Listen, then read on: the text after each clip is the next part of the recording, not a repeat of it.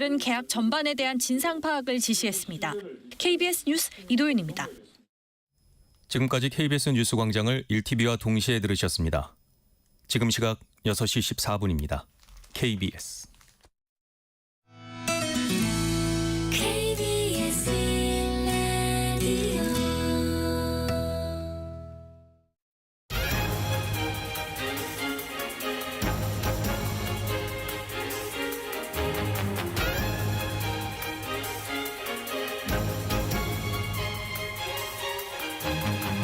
오늘 아침 일라디오. 안녕하십니까. 오늘 아침 일라디오 아나운서 정은혜입니다. 이번 주에는 폭염과 잦은 소나기가 이어지면서 뒤늦게 모기 활동이 활발해지고 있습니다. 이 때문에 모기 매개 감염병에 대한 주의가 필요한데요. 질병관리청이 올해 처음으로 말라리아 매개 모기에서 3일열 원충 감염이 확인됐다며 전국에 말라리아 경보를 발령했습니다. 3일열 말라리아는 감염된 모기가 사람을 흡혈할 때 전파되는데 오한과 40도를 넘나드는 고열로 감기 증상과 혼동하기 쉽다고 합니다. 증상이 나타나면 반드시 의료기관에서 진단받아보시는 게 좋겠습니다. 모기는 말라리아 외에도 등기열 등 여러 치명적인 질병을 옮기고 있는데요. 세계보건기구에 따르면 매년 수십만 명이 이 모기매개 질병으로 목숨을 잃고 있다고 합니다. 그런데 이 모기가 질병을 옮긴다는 사실이 밝혀진 덕분에 질병 연구와 백신 개발에서도 큰 진전을 이룰 수가 있었죠. 그런 의미에서 오늘이 세계 모기의 날이라고 합니다. 야간에 외출하실 땐 긴 옷 입기, 모기 기피제 사용하기 등 어렵지 않은 일이니까 모기 잘 예방하시고요. 이 더위가 물러설 때까지 모기가 전염시킬 수 있는 각종 질병에 대응 잘해야겠습니다. 8월 20일 수요일 오늘 아침 일라디오 출발합니다.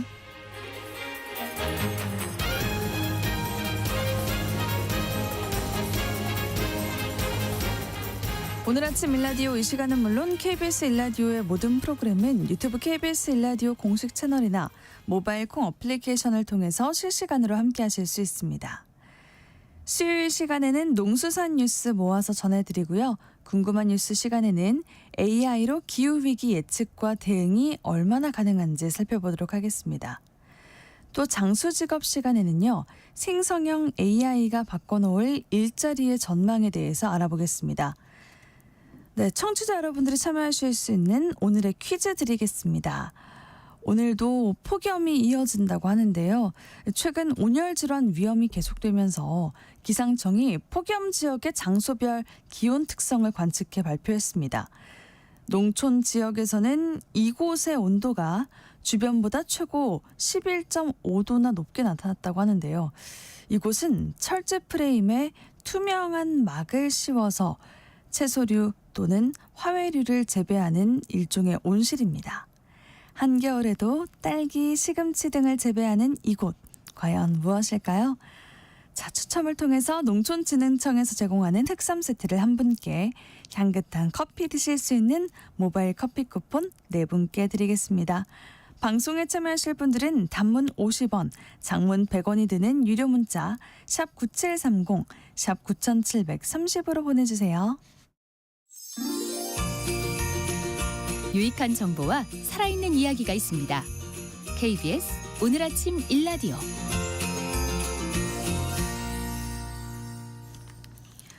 범정부 차원에서 온실가스 저감을 위한 정책들이 추진되고 있습니다. 이런 가운데 가축 분뇨를 발전소 연료로 활용하는 방안이 눈길을 끌고 있는데요. 오늘 이 소식을 중심으로 농수산 뉴스 전해드리도록 하겠습니다. 농어민신문 이진우 기자입니다. 안녕하세요. 네, 안녕하십니까? 네, 가축 분뇨를 이용해서 발전소에서 사용할 수 있는 고체 연료를 만들 수 있다고요? 그렇습니다. 지난해 11월이었는데요. 농식품부, 환경부 그리고 발전사 중에서 한국남부발전, 여기에 대해서 농협경제지주가 공동으로 가축분 고체 연료 활용 활성화를 위한 업무 협약을 맺은 적이 있습니다. 네. 이때부터 이제 드라이브가 걸리기 시작했는데 이게 축분 고체 연료화 사업이 범부처 차원으로 보다 더 확대될 것으로 보이는 상황입니다. 지난주에 농식품부, 환경부, 그리고 여기 대해서 산업통상자원부가 공동으로 기획단장을 농식품부 식량정책실장이 맡아서 지자체, 발전사, 그리고 연구기관 등 총 18기관이 참여하는 가축 분뇨 고체 연료 활성화 공동기획단, 이것을 공식 출범시킨 겁니다. 네, 18개 기관이 참여한다고 하니까 기획단 규모가 좀 상당한 것 같은데요. 그렇습니다. 이게 3개 부처가 참여하는 것이기도 하고요. 또 3개 부처 산하에 있는 유관기관과 함께 또 현재 가축분, 축분 고체 연료 사업을 추진 중인 경북, 전북, 전남도, 여기에 생산과 활용의 축을 담당하게 될 농협과 남부발전, 남동발전 등이 함께 참여를 하는 건데요. 별도의 실무기획단을 또 꾸려서 10월에 고체연료 활성화 방안에 대한 중간 보고를 하고 11월에는 고체연료 활성화 방안 타당성 검토 추진에 이어서 12월까지 최종적으로 고체연료 활성화 방안을 확정 발표할 계획이다, 이렇게 밝혔습니다. 네, 정부에서 이렇게 축분 고체 연료에 관심을 갖게 된 배경이 있을 것 같아요. 일단 환경적인 측면에서 보면은 일반적인 처리보다는 효과적이다라고 할 수 있겠는데요. 가축 분뇨를 퇴비나 액비로 활용하게 되면은 토양 개량과 함께 작물 생장에 필요한 영양분을 공급하는 그런 역할을 또 하게 됩니다. 네. 하지만 이제 냄새 문제가 있었고 또 온실가스 발생의 원인으로 또 이렇게 지목이 되면서 이 처리 방식의 다각화가 요구되어 온 것도 사실인데요. 그런데 고체 연료의 원료로 활용을 하게 되면 이런 측면에서 개선점이 있다, 이런 거고요. 특히 재생에너지원으로 활용할 수 있다는 측면에서는 본다 그러면 이제 보존 자원의 활용을 통해서 수입되는 에너지원을 대체할 수 있다, 이런 장점도 있습니다. 그 가축 분뇨가 재생 에너지원으로 재활용된다는 게 정말 신기한데 그만큼 에너지원으로서의 가치가 있다는 뜻이겠죠? 그렇습니다. 국내로 연간 한 1,700만 톤에 가까운 사료 원료용 곡물이 수입이 되어 옵니다. 이게 가축의 뱃속에서 100% 에너지원으로 흡수되면 좋겠는데 그렇지 못하고요. 섬유질을 포함해서 남은 에너지원들이 축분으로 배출되게 됩니다. 이걸 앞선 시기에는 작물에 필요한 영양소로 활용을 해왔고 기술이 점차 발전하면서 바이오 가스나 그리고 또 최근에 지금 말씀드리고 있는 고체 연료의 원료로 활용하는 방안이 추진되고 있는 건데요. 네. 물론 개선해야 될 점도 이제 있습니다. 하지만 가축 분뇨에 대한 관점이 이전의 단순 처리라는 것을 넘어서서 이제 앞으로 완전 활용의 차원으로 가려는 그런 단계에 접어든 것 같다. 이렇게 기대해 보시면 좋지 않을까 싶습니다. 네, 다음 소식입니다. 최근 국정위원회가 이재명 정부가 추진할 123개 국정과제를 발표를 했는데 농식품 분야에선 K농정협의체가 발족했다고요? 그렇습니다. 어제 정부 세종 컨벤션 센터 4천 국제회의장에서 함께 만드는 K농정협의체 출범식이 있었습니다. 네. 농식품부에 따르면은 현장 농업인과 단체 그리고 업계, 소비자, 전문가 등이 참여해서 집단지성으로 우리 농업 농촌이 당면한 현황과 또 미래 과제에 대해서 함께 해결 방안을 모색해 나가기 위해서 출범을 했다고 하는데요. 식량 유통, 미래 농업 수출, 그리고 농촌, 농업 축산 경영, 동물복지 등 총 5개 분과로 나눠서 20여 개 안팎의 세부 주제를 두고 논의를 이어가기로 했다고 합니다. 그랬군요. 그 킥오프 회의도 있었다고요? 그렇습니다. 우선 새 정부 국정기획위원회가 내놓은 그 국정과제의 주요 내용을 일단 내용에 대해서 공유를 했다고 하고요. 또 분과별로 대표 선출과 핵심 논의 과제 선정을 위한 분과별 착수회의, 그러니까 킥오프 회의도 진행을 했다고 합니다. 이 5개 분과에 정부 그리고 농업인과 단체장, 전문가, 업계 등에서 한 140여 명이 참여를 하고요. 농식품부 과장과 농민단체 관계자들로 구성된 실무지원팀도 이제 꾸렸다고 합니다. 최종 12월까지 이제 논의를 거쳐서 성과 보고회를 끝으로 이제 활동을 종료하게 된다고 하는데, 세부 과제들 하나하나 보면은 하나하나 중요하지 않은 게 없는 것 같습니다. 그래서 네. 결과도 좀 좋았으면 좋겠습니다. 그렇습니다. 마지막 소식입니다. 올봄 꽃게철에는 어획량이 적어서 꽃게 구경하기가 힘들었는데 올가을 어획량은 이전보다 많이 늘어날 거라는 전망이 나왔다고요? 그렇습니다. 올 가을 어기서의 꽃게 어획량이 지난 가을 7,800여 톤에 비해서는 최대 140%까지 증가할 수 있다, 이런 전망이 나왔는데요. 물론 최소 어획량 전망을 보면은 104% 정도니까 거의 비슷하다 이렇게도 할 수 있는데 네. 어쨌든 최대 전망치로 보면은 1.4배 는다는 것이니까 전년에 대비해서 늘긴 늘 것 같다 이런 전망을 국립수산과학원이 내놨다 이렇게 보시면 될 것 같습니다. 네. 전년 대비 수치로는 좀 많아지는 것 같기는 한데 지난해부터 꽃게가 덜 잡히지 않나 싶기도 해요. 그렇습니다. 지난해 가을 어기 어획량이 7,800여 톤이었는데 2023년에 17,100여 톤 정도 잡혔으니까 이걸 비교를 하면은 사실 큰 폭으로 감소를 했던 겁니다. 예. 그리고 앞서 말씀드린 전망치가 104에서 140% 정도로가 이제 전년 대비 늘어난다고 했는데 이렇게 하더라도 최근 5개년 평균으로 따지면은 한 71에서 95% 정도 사이의 수준이니까 풍어가 기약된 것이다 이렇게 보기는 좀 어려울 것 같습니다. 다만 올해 가을 어기에는 꽃게 어장이 밀집을 해서 어획 효율은 높아질 것이라고 합니다. 그래서 어업인들 입장에서는 조금이나마 어획을 하는데 수고를 좀 덜 수 있지 않을까 이렇게 기대를 해보기도 합니다. 네, 농수산 뉴스 여기까지 듣도록 하겠습니다. 농어민 신문 이진우 기자와 함께했습니다. 잘 들었습니다. 감사합니다.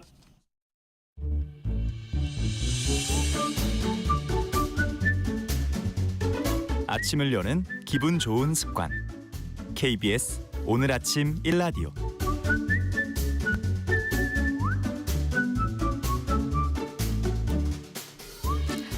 이번 주에도 폭염과 열대야, 소나기가 이어지고 있는데요. 주말엔 처서를 앞두고 있지만 이렇게 물러날 여름은 아닌 것 같죠.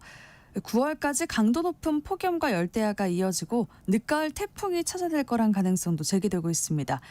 대체 올여름 폭염 언제 끝날지, AI 시대의 이 기후위기는 예측이나 대응이 어디까지 가능할지 오늘 궁금한 뉴스에서 살펴보도록 하겠습니다. 데이터로 기후위기를 해결하는 DI랩 명광민 대표와 말씀 나누겠습니다. 안녕하세요. 네, 안녕하세요. 네, 대표님 작년에도 역대급 폭염이다, 기록 경신이다 했던 것 같은데 그 기록 올여름 경신한 게 아닌가요? 네, 맞습니다.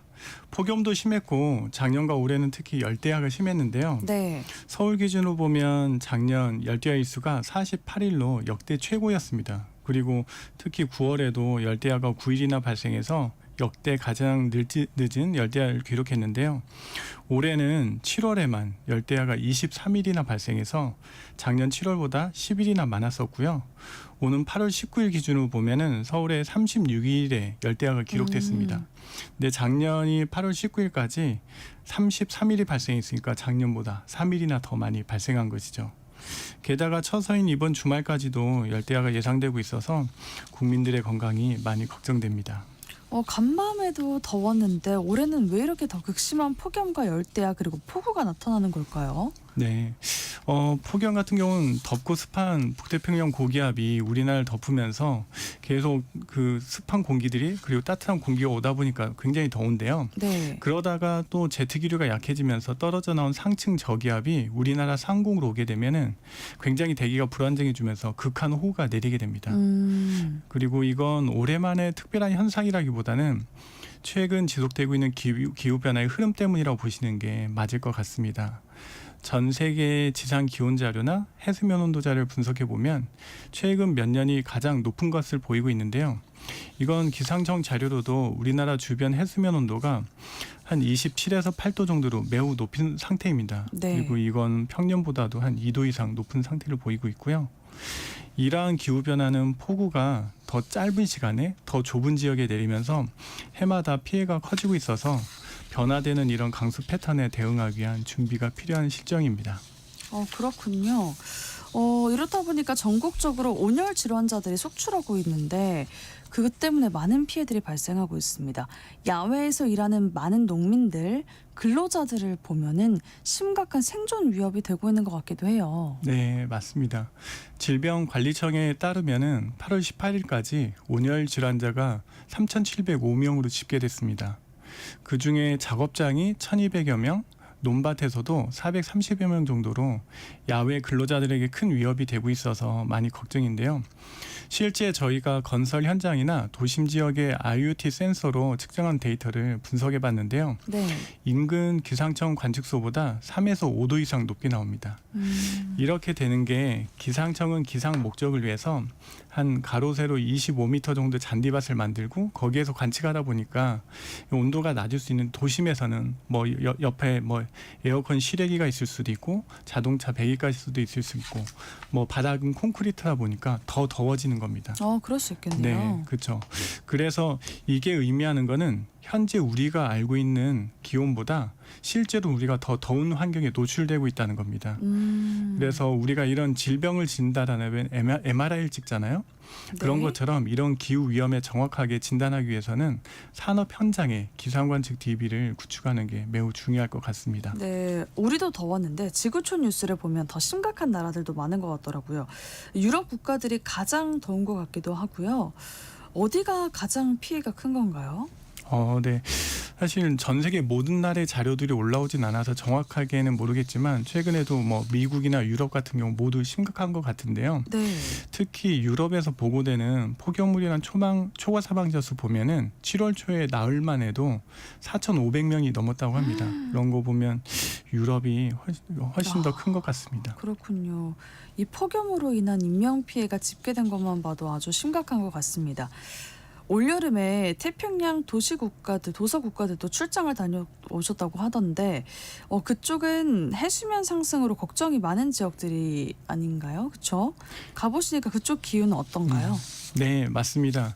저희가 익히 잘 아는 투발루나 피지 등 태평양 섬나라는 해수면이 이미 한 10에서 15cm 상승했고 향후로도 30년 동안 한 15cm 이상 상승할 걸로 예상되고 있어서 굉장히 걱정이 되고 있고 또한 그 지역이 열대성 폭풍 이쪽은 사이클론이라고 하는데요. 이게 더 강해지고 발생 빈도도 많아져서 많이 걱정을 하고 있습니다.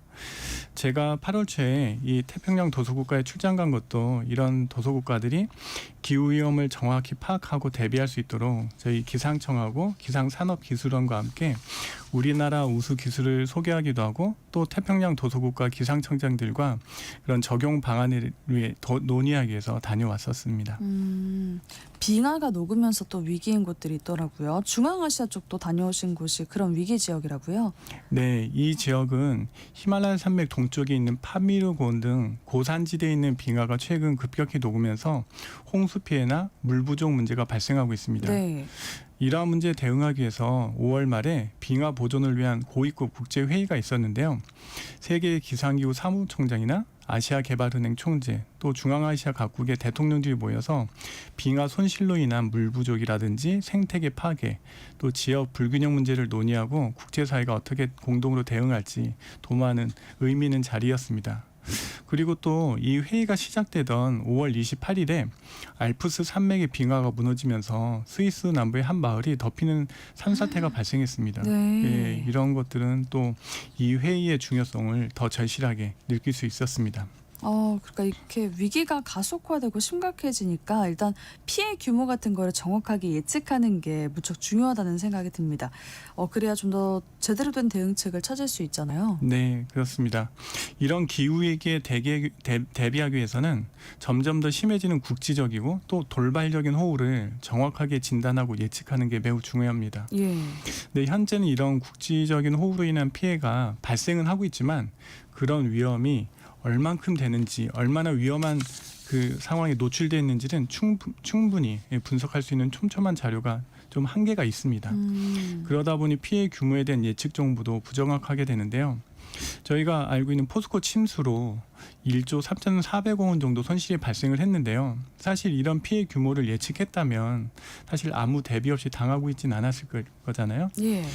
우리가 엑스레이만 있을 때 진단을 하지 못했던 질병을 MRI가 나오면서 조기 진단하고 치료할 수 있게 된 것처럼 이런 국지성 호우 등 이상기후를 정밀하게 진단할 수 있는 어떤 기후 MRI 같은 게 필요한 시점입니다. 그 예측 AI는 지금까지 어디까지 예측이나 대응이 가능합니까? 최근 들어서 제가 올 초에도 AGU라고 AMS라고 미국에 있는 기상학회도 가고 다른 우리나라 국내 기상학회에서도 보면은 최근 들어서 AI를 기상 분야에 적용한 사례가 굉장히 많아지고 있고 또 빅테크 기업들도 이런 기후 예측에 굉장히 많이 참여하고 있습니다. 네. 네, 그리고 23년에서 25년 정도 이런 기상 예측 모델의 성능을 비교한 자료들을 보면은 AI를 활용한 모델이 굉장히 상위권에 들어갈 정도로 기상 예측에 AI가 매우 많이 활용되고 있습니다. 그리고 저희 회사에서도 센서 데이터 오류 탐지라든지 태풍 경로 예측 아니면 6시간 이내 초단기 강수 예측 그리고 위성 영상을 이용한 글로벌 강수 정보를 만드는 이런 다양한 부분에 AI를 활용하고 있습니다. 그럼 데이터에 취약한 나라들은 기후 위기에 대응하는 게 좀 어려울 수 있겠네요. 네, 그렇죠. 이런 선진국들 같은 경우는 데이터도 많고 분석 기술이나 예측 기술이 있어서 기후 위기에 대응하고 있는데 개발도상국들은 이런 것들이 매우 취약한 실정입니다. 네. 그래서 우리나라 송도에 본부가 있는 녹색 기후기금이라고 있습니다. GCF라고 하는데요. 개발도상국의 기후변화 대응이라든지 적응을 지원하기 위해 설립된 국제기구고요. 이미 중앙아시아의 빙하 보존을 위한 예산이 확보되어서 27년부터 그쪽도 지원 예정이고 태평양 도서 국가들도 이미 일부 프로젝트는 지원받은 것도 있고 향후 지원을 위해서 준비 중인 것들도 있습니다. 이렇게 국제적인 공조나 협약이 네. 가능한 거네요. 네, 그렇죠. 앞으로 이 기술이 어디까지 위기 대응을 해줄지가 궁금한데 지금 어디까지 그 상상과 현실이 가능한 상황인가요? 네, 이미 우리 생활에 많은 변화를 가져왔죠. AI가 최근엔 챗 GPT가 굉장히 활성화되면서 일반인들도 많이 쓰고 있는데요. 기상 기후 분야에서도 큰 변화를 가져올 것 같습니다. 예를 들면 AI 모델이 최적의 에어컨 광고 스케줄을 날씨에 따라서 알려준다든지 야외 행사를 연기해야 되는지 아니면 공장 생산 라인을 멈춰야 되는지 이런 날씨에 영향이 있는 산업 분야에 대해서도 굉장히 디테일한 정보를 줄 수도 있을 것 같고요. 또 일반인의 일상에서는 어느 지역은 산사태 위험이 있으니 빨리 대피하라든지 아니면 주차장 차가 침수될 수 있으니 차를 이동 주차하세요. 이런 것들도 알려줄 수 있는 때가 올 수 있을 것 같습니다. 네, 이렇게 예측해서 미리 알려주면은 아무래도 큰 피해를 줄일 수 있을 것 같습니다. 기술 발전에 많이 기대를 해보게 되네요. 끝으로 대체 올여름 이 폭염 열대야 언제쯤 끝나게 될지 궁금합니다. 최근까지 이어지는 날씨를 보면은 다음 주에 조금 기온이 내려간다고 해도 9월 중순은 돼야 하지 않을까 싶고요. 그래요? 네. 그리고 지금 서태평양 지역 해수면 온도도 굉장히 높고 우리나라 주변도 굉장히 22에서 28도 정도로 굉장히 높다고 말씀드렸는데 이러다 보면 태풍이 우리나라 인근으로 접근하면 그 강한 세력을 유지한 상태로 상륙할 수도 있어 큰 피해가 될 수 있습니다. 네. 그래서 따라서 한 9월에는 태풍 정보에 각별히 관심 가지고 대비하시면 좋을 것 같습니다. 네, 좀 더 건강 관리 잘하면서 9월 태풍 같은 변수도 잘 대비해야 할 것 같습니다. 기술을 통해서 기후위기를 얼마나 예측하고 대비할 수 있을지 궁금한 뉴스에서 살펴봤습니다. DI랩 명광민 대표님과 함께했습니다. 고맙습니다. 네, 감사합니다.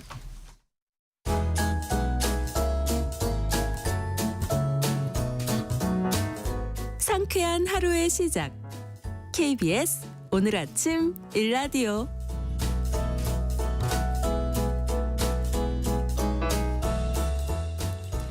직장은 나와도 평생 직업이 필요한 시대를 위한 장수 직업 시간입니다. 로봇이 등장하면서 내 일자리도 사라지는 건 아닐까 하는 불안이 있었는데요. 요즘은 생성형 AI라는 새로운 기술이 등장하면서 이제는 단순 노동뿐만이 아니라 글을 쓰고 또 그림을 그리고 심지어 법률 문서나 광고 문구까지 만들어내는 시대가 됐습니다. AI가 이렇게까지 발전하면 앞으로 어떤 직업이 유명해지고 또 어떤 직업이 불안해질까요? 오늘은 AI 시대 생성형 AI가 바꿔놓을 일자리의 전망에 대해서 알아보도록 하겠습니다. 커리어 비전 최진희 대표님과 함께합니다. 안녕하세요. 네, 안녕하세요. 네, 생성형 AI가 기존의 AI와는 좀 다른 방식으로 일자리에 변화를 가져오고 있다고 하는데 지금 구체적으로 어떤 변화들이 생기고 있습니까? 기존 AI가 데이터 분석이나 정보 검색 등 이 효율성을 높이는 데 기여했다면 생성형 AI는 창의적인 콘텐츠를 제작한다던가 인간이 하는 창의성을 요하는 이런 분야의 일자리에 큰 변화를 가져오고 있습니다. 기존 AI는 주로 판단과 분류를 잘하는 기술들이었는데요. 예를 들어서 뭐 스팸형 메일을 걸러내준다거나 음성을 인식을 해서 글자로 바꿔준다거나 그리고 자주 본 영상을 추천해주는 알고리즘 이런 것들이 기존 AI가 했던 일들입니다. 네. 이런 기존 AI가 했던 일들을 보면 주로 단순하거나 반복적인 노동을 줄여주는 일들이 대부분이었기 때문에 공장에서 자동차를 뭐 조립하는 작업을 한다던가 물류센터에서 물건을 분류해주는 작업들을 한다던가 콜센터에서 단순 문의하는 이런 것들은 우리가 전화를 하면 자동으로 이렇게 인식돼서 네, 넘어가잖아요. 그러더라고요. 네네. 이런 것들이 로봇과 자동화 시스템에 많이 대체됐었거든요.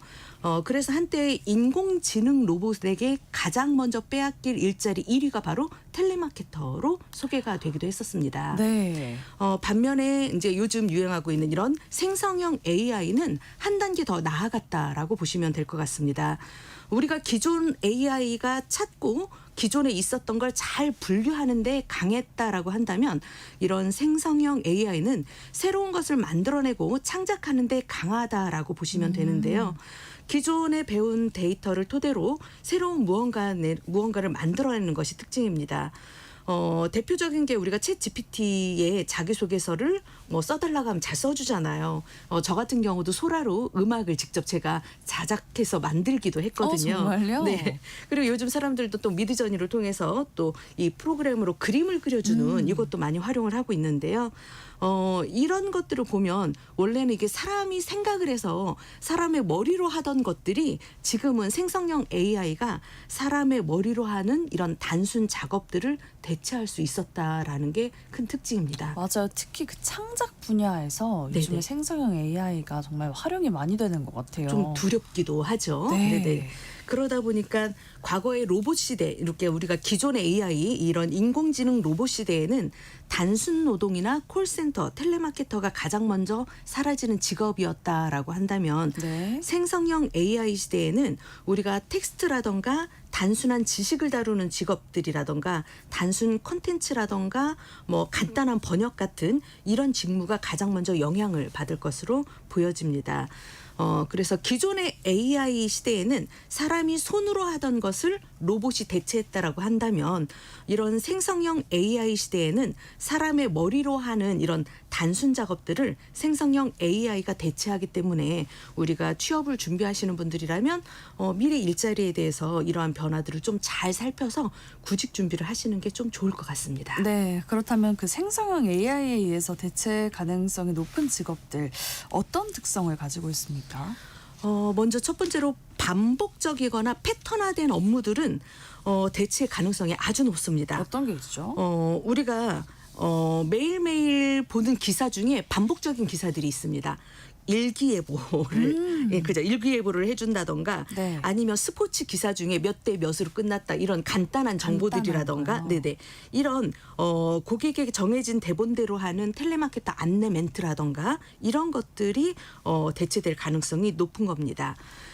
그리고 이런 멘트들이나 이런 것들은 사실 텔레마케터의 간단한 안내 멘트들은 인간보다도 뭐 24시간 또 일할 수 있기 때문에 훨씬 더 대체 가능성이 높은 거고요.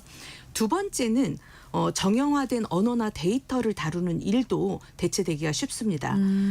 정형화된 언어나 데이터라고 하면 기본 문서 번역을 한다던가 뭐 데이터 초안을 작성하거나 데이터 정보를 보고서처럼 이렇게 틀이 정해져 있는 큰 변수가 없는 업무는 오히려 AI가 더 정확하게 해낼 수 있기 때문에 대체하기가 쉽습니다. 그렇겠네요. 그리고 세 번째 특징을 보면 창의성은 필요하지만 이 창의성의 수준이 너무 얕은 거예요. 그 수준 자체가. 예를 들자면 간단한 광고 문구라던가 우리가 일러스트 간단한 광고 문구 같은 거 나 지금 생일 문구 친구한테 생일 축하 문구를 하고 싶은데 추천해줘 뭐 이렇게 하면 막 이렇게 AI가 해주잖아요. 네네. 그런 것처럼 광고 멘트 할 때도 광고 멘트 알려줘 하면 광고 멘트가 쭉 나옵니다. 이런 간단한 문구들 블로그 후기 같은 이런 컨텐츠들은 어느 정도 공식이 있기 때문에 생성형 AI가 몇 초만 해도 수십 개를 뽑아낼 수 있기 때문에 그렇군요. 이런 것들도 대체하기가 쉬울 것 같고요. 네. 대량 생산이 필요한 직무들 예를 들자면 뭐 쇼핑몰에서 수백 개의 상품 설명서를 써야 된다거나 특히 교사분들 같은 선생님들 같은 경우는 우리가 문제를 출제해야 되잖아요. 근데 네. 문제 출제할 때 어떤 지식을 넣고 이거 관련된 문제를 만들어줘. 그러면 문제가 쫙 이렇게 만들어주거든요. 이런 것들도 또 대체하기가 쉽거든요. 그러겠네요. 그리고 마지막으로 인간의 감정이나 현장 대응이 거의 필요 없는 이런 일들은 대체하기가 쉽습니다. 뭐가 있을까요? 우리가 소방관이라던가 교사 같은 경우도 아이가 만약에 아프거나 응급 상황이 발생했을 때는 선생님이 바로바로 대처를 하잖아요. 네네. 그런데 AI는 그렇게 대처를 할 수가 없거든요. 그렇기 때문에 이런 인간의 감정을 다루지 못하는 업무, 그러니까 감정과 상관없는 업무들을 대체하기가 쉽다는 겁니다. 그래서 좀 정리를 해보면 좀 반복적이거나 규칙적이거나 대량으로 찍어낼 수 있고 인간의 감정의 교류가 필요 없는 일일수록 우리가 생성형 AI가 더 빨리 대체할 가능성이 높다라고 보시면 될 것 같습니다. 네, 대체할 가능성이 높은 직업의 특성을 좀 알려주시면서 그 직업들도 살짝 알려주셨는데 구체적으로 한번 들어볼까요? 네. 생성형 AI에 의해서 대체 가능성이 높은 직업 1위는 바로 단순 기사나 블로그를 작성하는 콘텐츠 작성하는 분들이 될 것 같습니다. 스포츠 경기 결과를 요약한다던가 뭐 날씨 속보, 제품 후기 같은 반복 콘텐츠는 이미 AI가 작성을 하고 있기 때문에 네. 이런 것들이 가장 먼저 일자리에 영향을 받을 것 같고요. 두 번째는 번역가입니다. 근데 전문 번역 서적은 전문성을 요하기 때문에 아직까지는 괜찮은데요. 전문 서적이 아니라 일반 문서 번역일 경우에는 대체 가능성이 아주 높습니다. 지금 보면 구글 번역이라던가 파파고 그리고 챗GPT 같은 이런 생성형 AI 번역 품질 수준이 사람 수준에 거의 가깝거든요. 그렇죠. 그리고 빠르잖아요. 정말 빠릅니다. 네. 그렇기 때문에 이런 해석을 이런 단순 번역은 빠르게 줄어들 것 같습니다. 네. 세 번째는 카피라이터인데요. 단순 광고 문구를 작성하는 이런 거는 생성형 AI가 SNS 홍보 문구 같은 경우도 몇 초 만에 만들어 수십 개를 만들어낼 수 있기 때문에 이것도 바로바로 대체 가능성이 높은 직업이 될 수 있을 것 같고요. 법률 보조원도 대체 가능성이 높습니다. 법률 보조원이요? 네, 법률가는 살아남습니다. 아무리 생성형 AI가 문안을 다 작성해 준다고 하더라도 결국 판단과 그리고 법정에서 대리법률 하는 거는 변호사라던가 검사가 해야 되기 때문에 네. 법률가는 살아남지만 그 법률의 문구라던가 자료 조사를 한다던가 이런 일을 하는 법률 보조원들이 있습니다. 이런 분들은 좀 살아남기가 어렵고 대체 가능성이 높습니다. 그렇군요. 그리고 기초 데이터 분석가들도 대체 가능성이 높은 직업으로 그 자리 잡고 있습니다. 우리가 단순한 데이터 정리를 한다던가 차트 그래프를 생성한다던가 리포트를 요약하는 거는 요새 LMS라던가 이런 게 너무 잘 돼 있기 때문에 LM도 잘 돼 있고 그렇기 때문에 이런 요약 정리는 이미 AI 툴로 잘 자동화가 돼 있기 때문에 네. 이런 요약 정리하는 일들은 다른 이런 생성형 AI한테 일자리를 빼앗길 가능성이 높습니다. 그리고 여섯 번째로 교재 학습 편집하는 일들도 이미 AI가 많이 활용되고 있습니다. 그래요? 그리고 일곱 번째로 고객 지원 상담 업무 하시는 분들. 상담도요? 네, 상담도 배송 조회를 한다거나 우리가 이제 인터넷 들어가 보면 배송 조회 어디 가 있다 이제 전화로 다 이렇게 연결이 되어 있고요. 예약 변경하는 것도 이미 다 온라인으로 하고 있고 예약 변경도 다 되고 있죠. 네네. 환불 절차 안내 등 이런 정형화된 단순 질문에 대한 대응은 이미 챗봇이 충분히 대체 가능할 수 있기 때문에 이런 단순한 고객 지원 상담 업무는 대체 가능성이 높습니다. 예. 그리고 마케팅 홍보 업무 중에서도 전문성을 요하는 게 아니라 단순 보조에 그치는 마케팅 홍보 업무도 대체 가능성이 높을 것으로 보여지고요. 네. 기초 연구라던가 리포트 작성 보조 업무를 하시는 분들도 대체 가능성이 높습니다. 그리고 기존 AI가 대체했을 때 인공지능형 로봇이 발생했을 때 1위로 사라질 직업이 텔레마케터였는데 네. 마찬가지로 생성형 AI로 인해서 대체 가능성이 높은 직업 10위도 바로 텔레마케터가 될 수 있습니다. 네, 그럼 대표님 반대로 생성형 AI가 대체하기 어려운 직업들 어떤 공통점 가지고 있습니까? 인공지능이 아무리 발달이 됐다고 하더라도요. 네. 절대 따라오기 힘든 영역이 있습니다. 이건 인간만이 할 수 있는 알 것 영역들이 같아요, 있다. 그죠? 대표님. 네. 감정. 그렇죠. 맞습니다. 이거는 인간의 감정을 다루는 건 인간만이 할 수 있기 때문에 그렇습니다. 그렇기 때문에 감정을 다루는 일이 첫 번째 가장 중요합니다. 예를 들어서 심리 상담을 하는 업무거나 사회복지사들이 하는 업무거나 교사들이 하는 업무들은 인간의 감정을 다루기 때문에 이런 것들은 AI가 대체하기 아주 어렵습니다. 예를 들자면 뭐 친구가 와서 나 너무 속상해 이렇게 얘기를 했어요. 나 너무 속상해 그러면 AI는 괜찮아요. 잘 될 겁니다. 이렇게 그냥 너무 이제 로봇이 말하듯이 단순하게 괜찮아요. 잘 될 겁니다. 이렇게 얘기하는데 그냥 너무 뻔한 얘기를 해주면 이게 위로가 되지는 않거든요.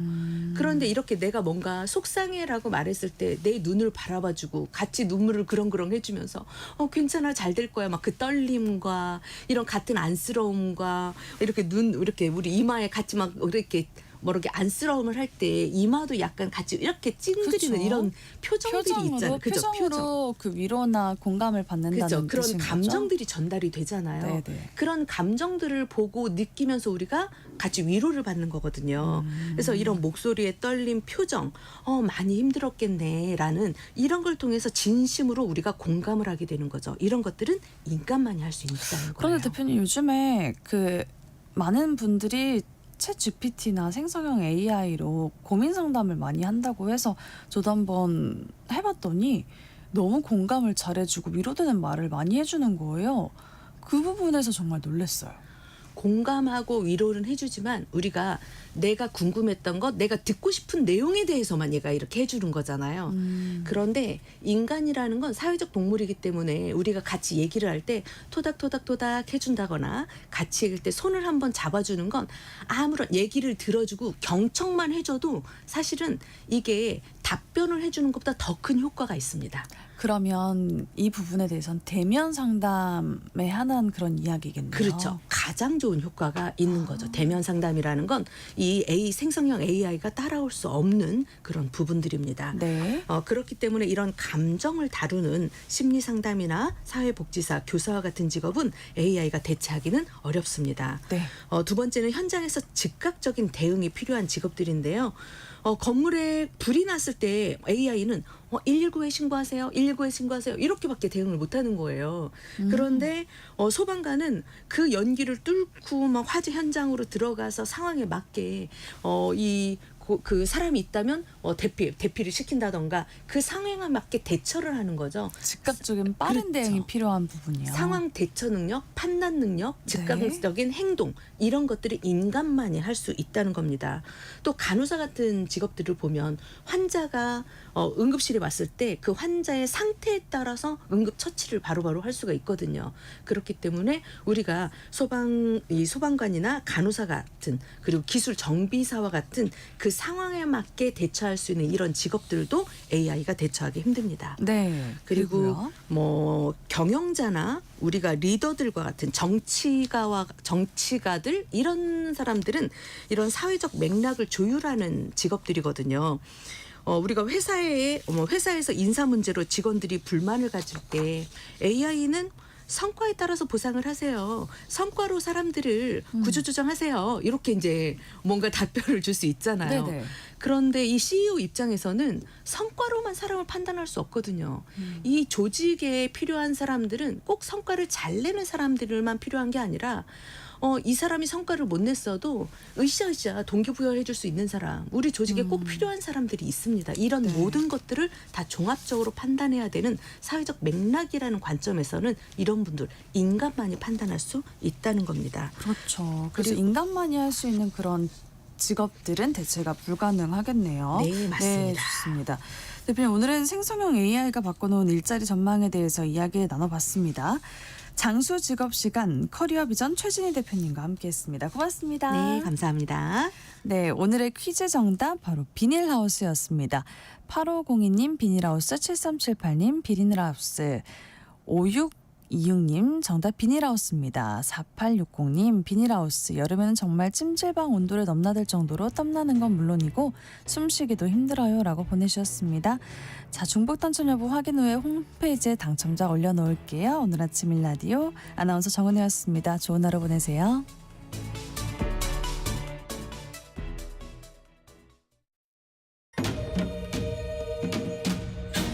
광복 80년 KBS 라디오 캠페인 밸류업 대한민국.